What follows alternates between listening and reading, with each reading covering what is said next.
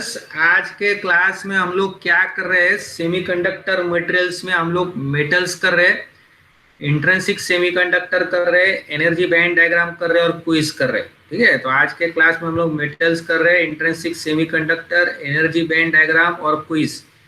तो आपको ब्रीफ में मैं बता देता हूँ। मेटल्स हम जानते हैं। देखिए, अगर मेटल्स के बारे में आप देखते हैं तो एग्जाम्पल क्या है उसका, कॉपर है, सिल्वर है, आयरन है। तो इसमें बहुत अच्छा मेटल जो है वो है सिल्वर। क्यों? क्योंकि सिल्वर में इलेक्ट्रॉन्स की कॉन्सेंट्रेशन ज़्यादा रहती है। अगर आप एक सिल्वर लेते हो, अगर आप सिल्वर लोगे, ऐसा एक सिल्वर का एक मेटल लोगे तो उसमें इलेक्ट्रॉन्स की कॉन्सेंट्रेशन ज़्यादा रहती है as compare to the other metal.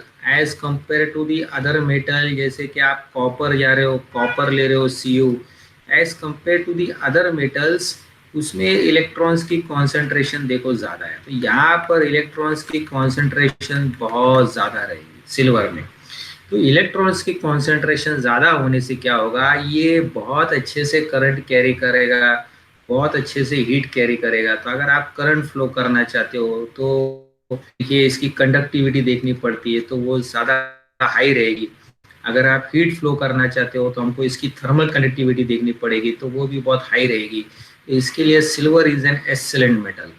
तो अगर हम मेटल्स देखते हैं तो मेटल्स में क्या रहता है, बहुत सारा फ्री इलेक्ट्रॉन रहता है। ठीक है, तो देखिए अभी इसके बाद हम लोग इंट्रिंसिक सेमीकंडक्टर भी करेंगे और एनर्जी बैंड डायग्राम। तो देखिए अगर हम लोग मेटल्स देखते हैं तो मेटल्स में क्या रहता है, लास्ट शेल के इलेक्ट्रॉन्स देखिए वो अवेलेबल हो जाते हैं फॉर कंडक्शन ऑफ इलेक्ट्रिसिटी। तो फॉर एग्जाम्पल मैं बता रहा हूँ आपको कॉपर। तो कॉपर का आप जानते हो एटॉमिक नंबर कितना है, 29। तो फर्स्ट शेल में 2 है, सेकेंड शेल में 8 है, थर्ड शेल में 18 है, लास्ट शेल में 1। तो इलेक्ट्रॉन्स की फीलिंग कैसे की जाती है, 2n² से। यह हमारा शेल नंबर है। अगर फर्स्ट शेल है तो उसके लिए दो दो इलेक्ट्रॉन के लिए रूम है। अगर आप सेकेंड शेल में जाते हो तो 8 इलेक्ट्रॉन्स के लिए रूम है।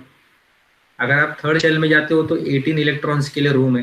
ठीक है, तो इस तरह से ये इलेक्ट्रॉन्स पूरे फील हो जाते हैं। अब लास्ट शेल वाला इलेक्ट्रॉन बहुत दूर पे रहता है, तो वो उसकी जो अट्रैक्शन रहती है न्यूक्लियस से कम रहती है, तो इसको बोलते हैं वैलेंस इलेक्ट्रॉन। तो इसको बोलेंगे वैलेंस शेल का इलेक्ट्रॉन। तो वो इलेक्ट्रॉन क्या हो जाता है आपका,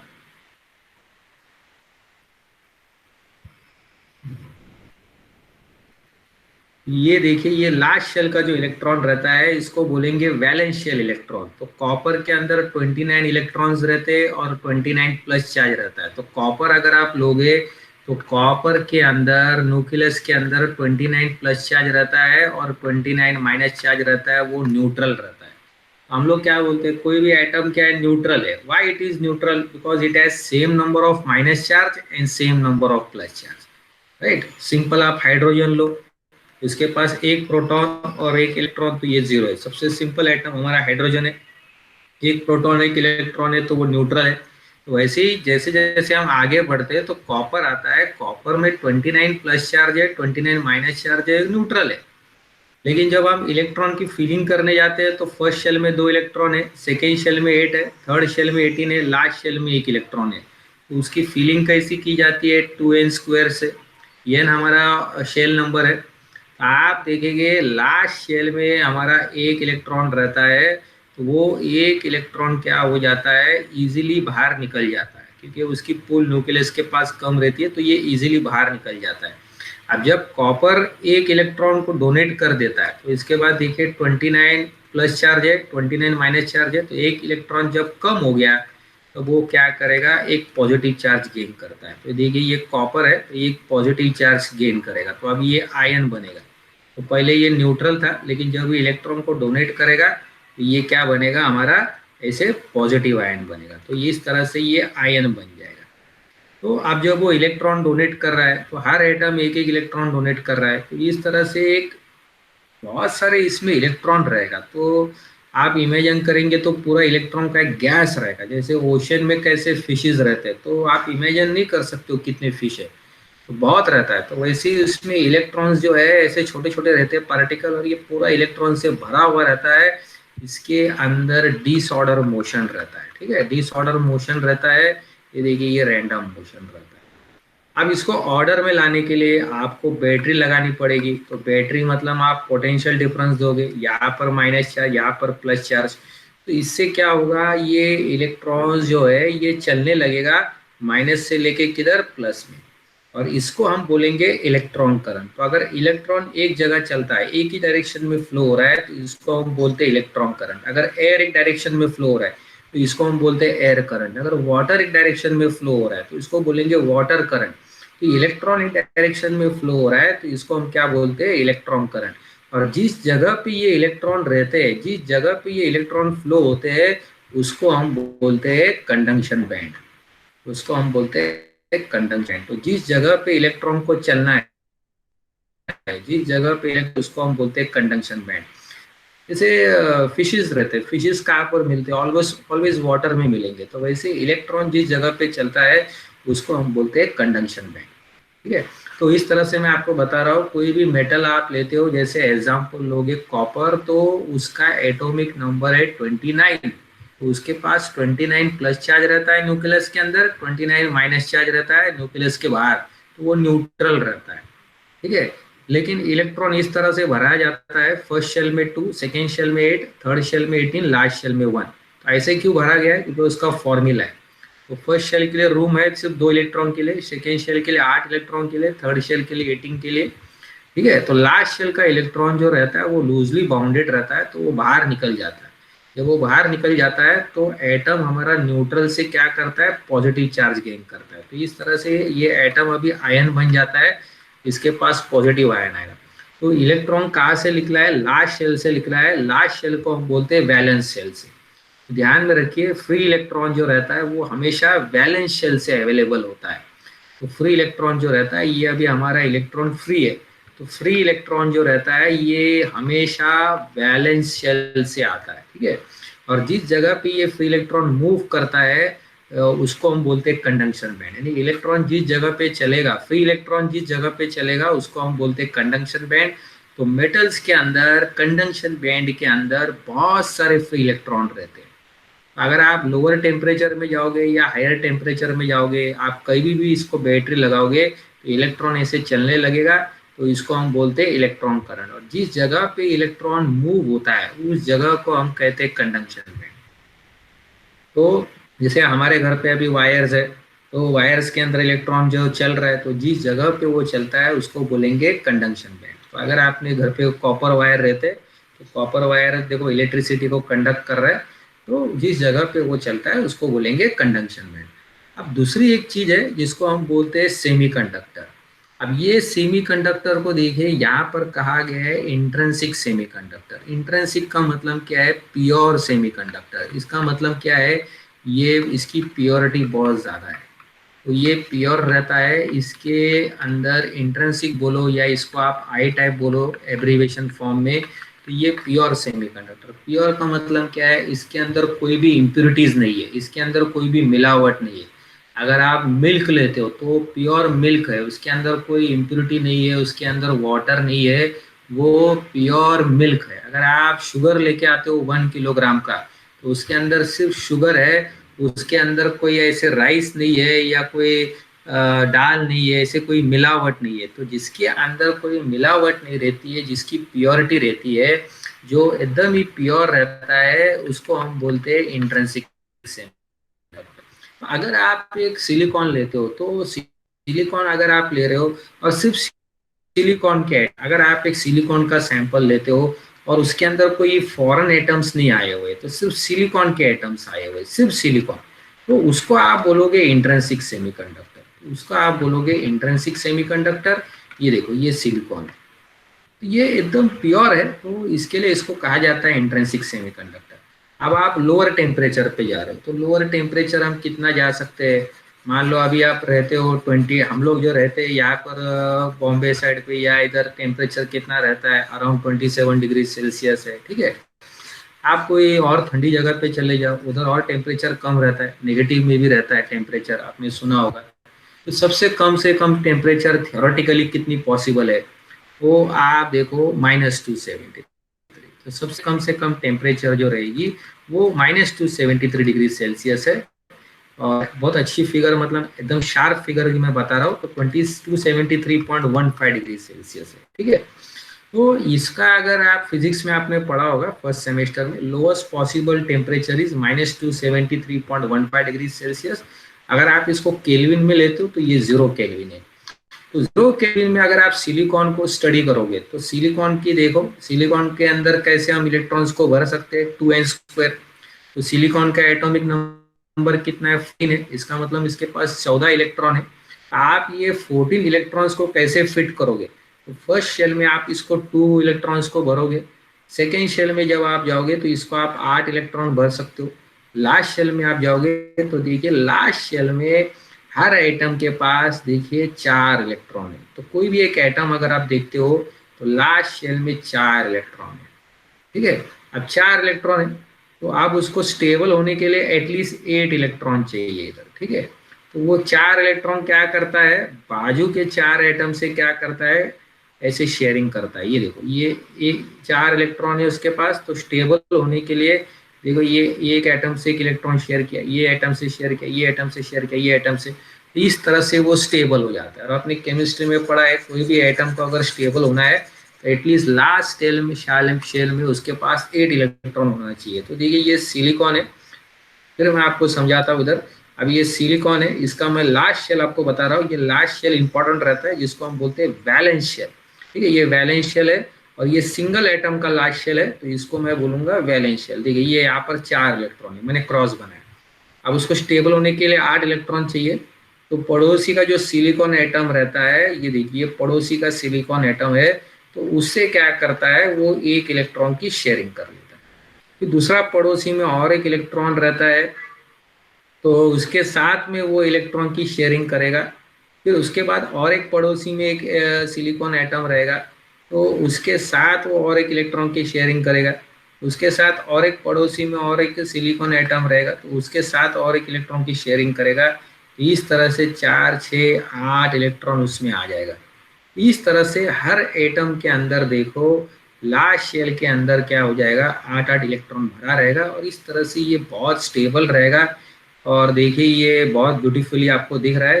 तो कंडक्शन बैंड जो हम बोलते हैं, खाली जगह में जहाँ पे इलेक्ट्रॉन्स मूव हो सकते हैं, जहाँ पे इलेक्ट्रॉन्स फ्री इलेक्ट्रॉन चल सकते हैं, देखिए वो हमारा एम्प्टी है।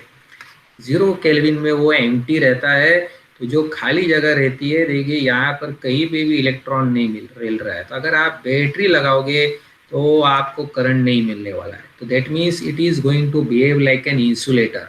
तो सेमीकंडक्टर की खास बात क्या रहती है, at 0 kelvin it is insulator. लेकिन आप मेटल्स को देखिए, मेटल्स में एक पूरा सी भरा हुआ है इलेक्ट्रॉन का एट 0 केल्विन।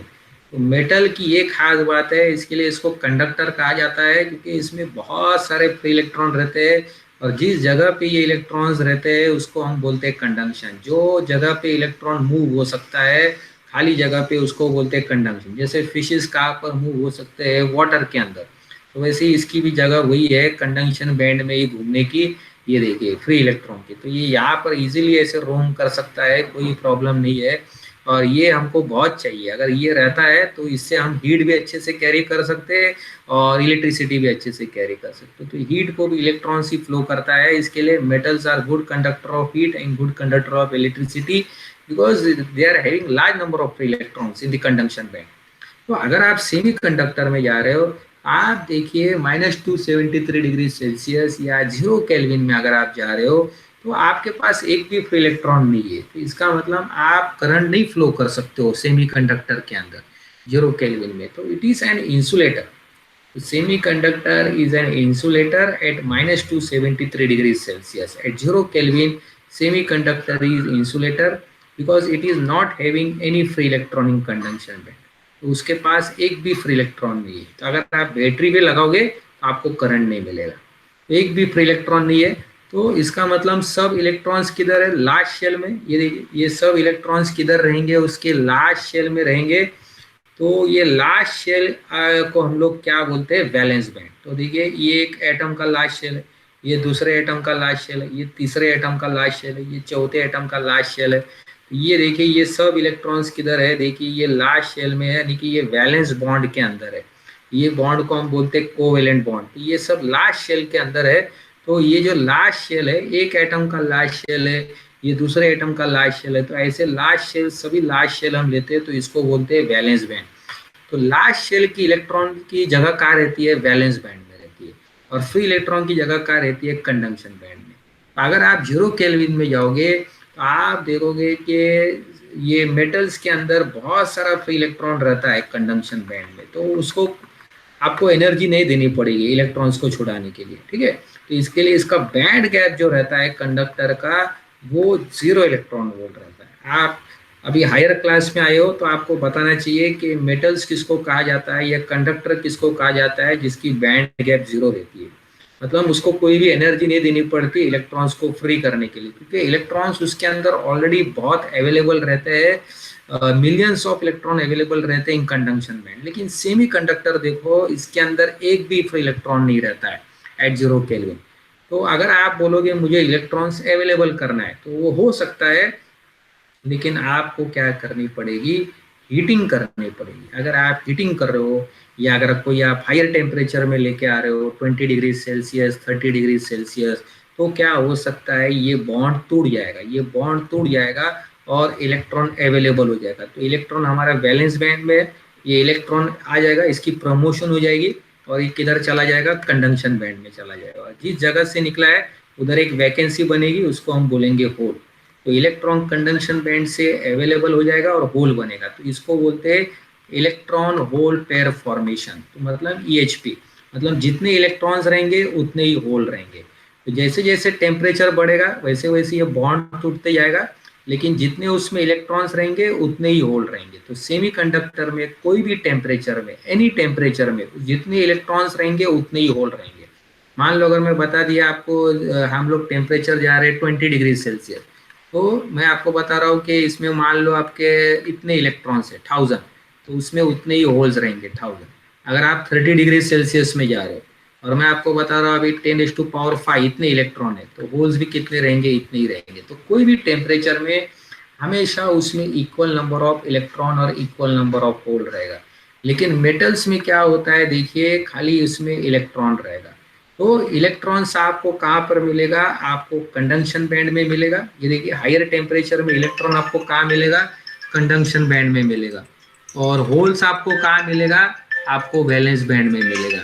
तो इस तरह से आपको इलेक्ट्रॉन जो रहेगा ये आपको कंडक्शन बैंड में मिलेगा और होल्स आपको कहाँ पर मिलेगा? आपको ये वैलेंस बैंड में मिलेगा। तो इस तरह से सेमीकंडक्टर के अंदर क्या होगा? जितने इलेक्ट्रॉन्स रहेंगे उतने ही आपके होल रहेंगे। तो अगर आप सेमीकंडक्टर में जा रहे हो तो जितने आपके इलेक्ट्रॉन्स रहेंगे उतने ही आपके होल्स रहेंगे। तो उसमें इक्वल नंबर ऑफ इलेक्ट्रॉन और इक्वल नंबर ऑफ होल रहेगा कोई भी टेम्परेचर में। तो अगर आप बोलोगे मुझे बॉन्ड तोड़ना है, तो बॉन्ड तोड़ने के लिए कितनी एनर्जी लगती है? अगर देखिए आप सिलिकॉन में जाओगे तो बॉन्ड तोड़ने के लिए आपको एनर्जी लगेगी 1.1 इलेक्ट्रॉन वोल्ट। अगर आप जर्मनियम में जाओगे तो बॉन्ड तोड़ने के लिए एनर्जी कितनी लगेगी? 0.7 इलेक्ट्रॉन वोल्ट। तो जिस मटेरियल के अंदर बैंड गैप एनर्जी रहती है 0.7, उसको हम बोलते हैं जिस जर्मेनियम की बैंड गैप एनर्जी कितनी है? 0.7 है। सिलिकॉन की कितनी है? 1.1। तो सेमी कंडक्टर्स की यूजुअली बैंड गैप एनर्जी क्या रहती है? लेस देन 3 इलेक्ट्रॉन वोल्ट रहता है। तो मैंने आपको बताया कि उसके अंदर एक भी फ्री इलेक्ट्रॉन नहीं रहेगा लोअर टेम्परेचर में 0 केल्विन में, ठीक है। तो अगर आपको इलेक्ट्रॉन्स कहाँ रहते हैं? सब वैलेंस बॉन्ड में रहते हैं। तो अगर आपको इलेक्ट्रॉन अवेलेबल करना है तो ये बॉन्ड को तोड़ना पड़ेगा। तो ये बॉन्ड कैसे तोड़ा जा सकता है? हीट से तोड़ा जा सकता है। तो ये हायर टेम्परेचर में जब आएगा तो ये बॉन्ड टूट जाएगा। क्यों? क्योंकि बॉन्ड तोड़ने के लिए कुछ एनर्जी चाहिए। जैसे अगर ये मटेरियल सिलिकॉन का है तो बॉन्ड तोड़ने के लिए इसकी एनर्जी जो लगेगी वो 1.1 ईवी है। अगर ये जर्मनियम का है तो बॉन्ड तोड़ने के लिए एनर्जी लगेगी 0.7 ईवी। बॉन्ड तोड़ने के लिए जो एनर्जी लगती है इसको बोलते हैं बैंड गैप एनर्जी। अगर ये बैंड गैप एनर्जी आप देते हो तो इलेक्ट्रॉन्स को क्या कर सकते हो? आप प्रमोट कर सकते हो। वैलेंस बैंड से आप किधर ले जा सकते हो? उसको कंडक्शन बैंड में लेके जा सकते हो। और जितने इलेक्ट्रॉन्स वैलेंस बैंड से निकलेंगे और कंडक्शन बैंड में जाएंगे उतने ही उसमें होल रहेंगे। तो अगर आप कोई हायर टेम्परेचर में जाते हो, मान लो अगर आप सेमीकंडक्टर लेते हो, अगर आप सेमीकंडक्टर एक ले रहे हो और आप उसको ले रहे हो 0 केल्विन में, तो उसमें एक भी फ्री इलेक्ट्रॉन नहीं रहेगा, तो इलेक्ट्रॉन सब किधर रहेगा, वैलेंस बैंड में। अभी देखो आप अगर कोई हायर टेम्परेचर पे गए, मान लो आप चले गए हो 30 केल्विन में, तो अगर उसमें मैं दिखा रहा हूँ 4 इलेक्ट्रॉन है, तो कितने होल रहेंगे उसके, 4 होल। तो 4 होल किधर रहेंगे, वैलेंस बैंड में। 4 इलेक्ट्रॉन किधर रहेंगे, कंडक्शन बैंड में। तो ये इलेक्ट्रॉन कहाँ से आए, ये वैलेंस बैंड से आए। तो जिस जगह से आ गए उधर खाली जगह बच गई है, तो ये होल रहेगा। होल, होल क्या है, मिसिंग इलेक्ट्रॉन है, इसके लिए इसके पास, होल के पास चार्ज कौन सा है, प्लस। इलेक्ट्रॉन के पास कौन सा है, चार्ज नेगेटिव। तो सेमीकंडक्टर के अंदर दोनों रहते हैं, इलेक्ट्रॉन भी रहता है, होल भी रहता है, और मेटल्स के अंदर सिर्फ इलेक्ट्रॉन्स रहता है, ठीक है। तो वैलेंस बैंड में होल भी रहता है और कंडक्शन बैंड में इलेक्ट्रॉन रहता है। लेकिन मेटल्स में क्या होता है, वैलेंस बैंड में कभी होल नहीं मिलेगा आपको, सिर्फ कंडक्शन बैंड में ही आपको बहुत सारे इलेक्ट्रॉन्स मिलेंगे। तो सेमीकंडक्टर में जितने होल रहते हैं उतने इलेक्ट्रॉन रहते हैं। और अगर आप इंसुलेटर रहते हो, तो इंसुलेटर के अंदर इलेक्ट्रॉन्स बहुत टाइटली पैक रहते हैं एटम के अंदर। तो उसको अगर आपको एनर्जी देनी है, तो 10 electron volt, 6 electron volt, 5 electron volt, तो उसको बॉन्ड तोड़ने के लिए बहुत हाई एनर्जी लगती है। तो जिस मटेरियल की बैंड गैप एनर्जी 3 से ज्यादा रहती है, उसको हम क्या बोलते हैं, इंसुलेटर बोलते हैं। जैसे कार्बन है, कार्बन भी ग्रुप 4 को बिलोंग होता है, क्योंकि कार्बन के लास्ट शेल में देखिए 4 इलेक्ट्रॉन है।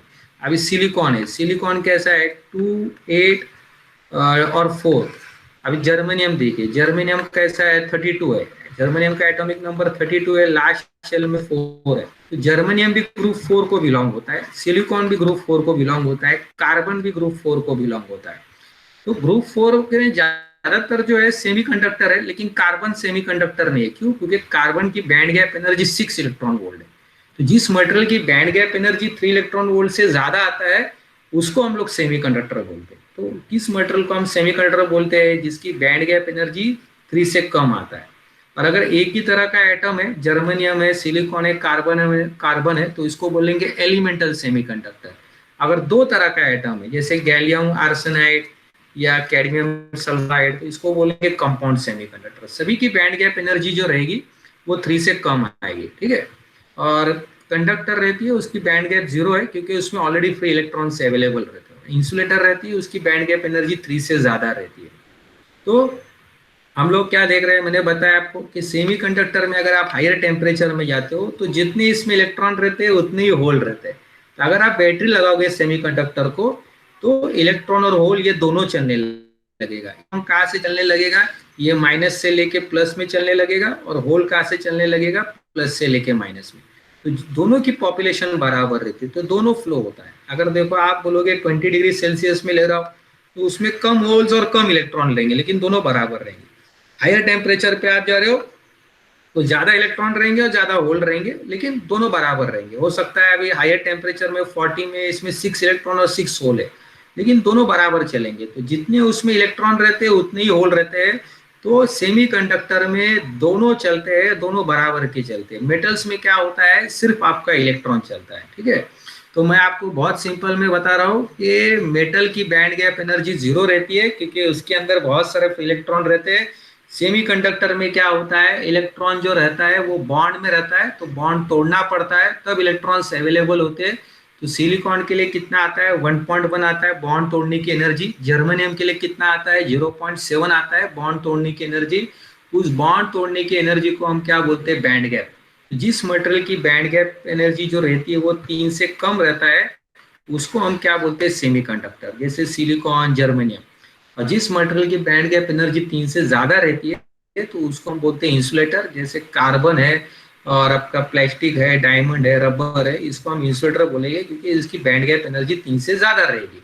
और सेमीकंडक्टर में कोई भी टेम्परेचर में उसमें इक्वल नंबर ऑफ इलेक्ट्रॉन्स और इक्वल नंबर ऑफ होल रहेंगे, दोनों की पॉपुलेशन बराबर रहेगी।